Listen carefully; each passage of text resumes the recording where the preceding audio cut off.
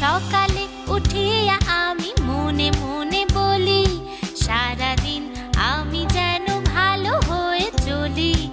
আদেশ করেন যাহা মোর গুরুজনে, আমি যেন সেই কাজ করি ভালো মনে।